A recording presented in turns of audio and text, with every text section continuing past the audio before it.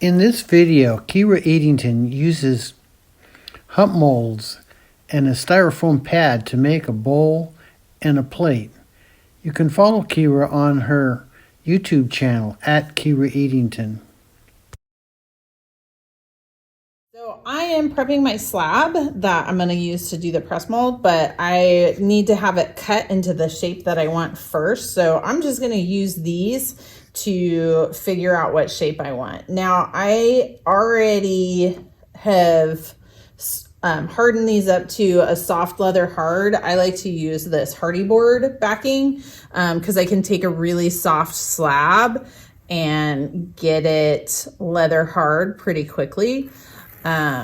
So I just follow along with these. I try not to get an undercut, so that just means that I'm trying to hold my needle tool kind of more straight up and down instead of like at an angle, because it gives me an easier time smoothing the lip a little later. So I'm gonna go all the way around. Now I like to save these scraps because these scraps are stiff slabs and I can use these for my feet later.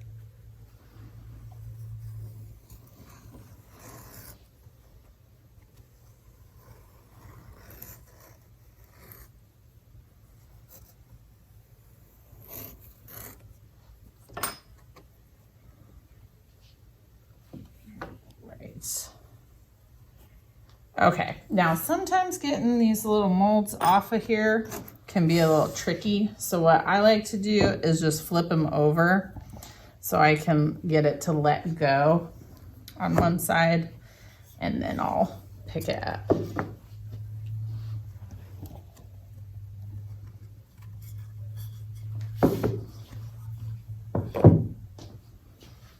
So what I'm doing right now is I'm just rounding the edge of my clay, of my slab.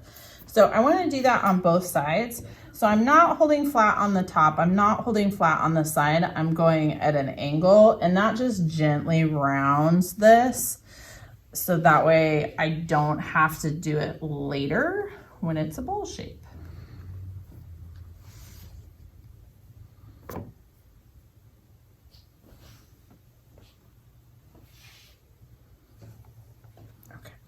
All right. Okay. All right, so up next is actually using the form to press your shape. So I'm going to use this GR form, and then I'm also going to use this plaster form to create the shapes that I want. So the kind of foam that I use is the kind of foam that you can buy at like Joann's, like you can take it camping. It just needs to be fairly thick and a little bit squishy. So when I do this, whatever side I want to show to the audience that's going to buy this needs to face up towards me. And I'm going to add on my form, and I want to try to get it as even as possible. And then literally I'm just going to push it and rotate it,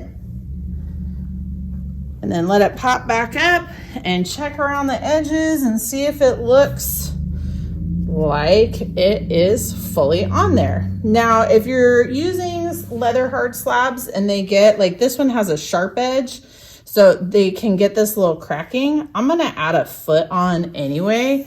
So I'm just gonna smooth it on, and then I'm gonna add a foot over that area to strengthen it. Now, if you use a softer slab, it won't do that in the first place. Mine's just getting a little bit stiff, but it'll still work just fine. Okay. For the other one, it's still the same idea, but this one's a plaster mold, and this one doesn't have any flat spots. So I'm still gonna try to center it as best I can, and then I'm just gonna kind of roll it. Now you can see on this one, like the edges don't get exactly rounded perfect, just going that way. Now, if you dig it and you like that kind of wabi-sabi type thing, go for it. If you're like, no, I really want mine to match the mold, then get your shape started, flip it over, and gently compress the clay onto the mold until it fully matches the mold. So the foam gets you started, and then you just finish with compressing.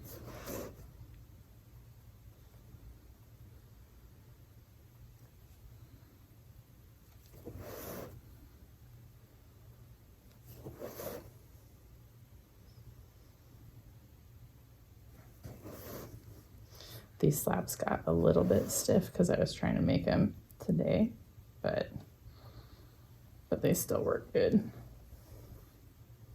Okay. All right, so my extra scraps I'm gonna use to make feet. So I usually just use a slabbing stick that I know is nice and straight to get the shape that I want. And then I like to do different kinds of feet, but usually once I make one, I make the next ones all at the same time. So I'm gonna make two, and then I'll use this one as the template for the rest. So now, since it's leather hard already, I wanna kind of smooth my edges a little bit.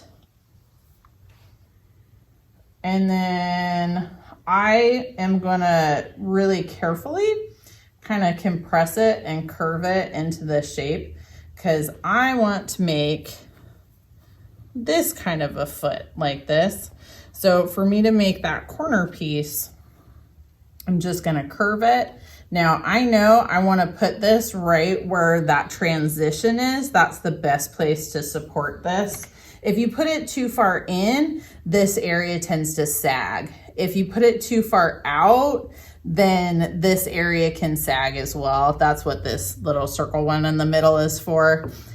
Sometimes, like if it's small enough, it's not super necessary, but it looks kind of cool.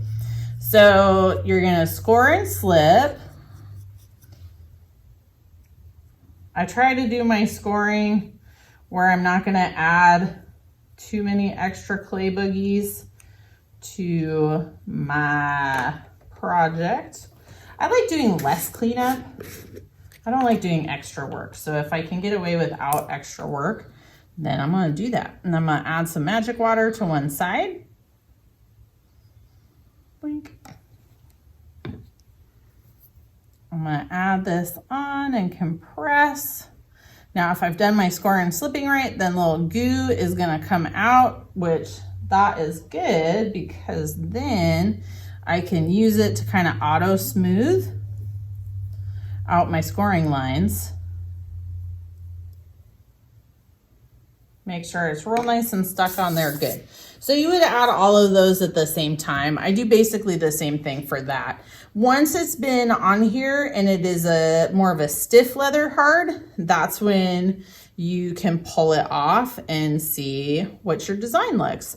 So any type of foot, like I've showed this one, any type of foot works for this. It's just making sure that it's something that you like. So here's that one. All right, thanks everybody. Great, so thanks for joining me at Don Hall Works, and come check me out on my channel too at Eadington. Thanks everybody, happy making.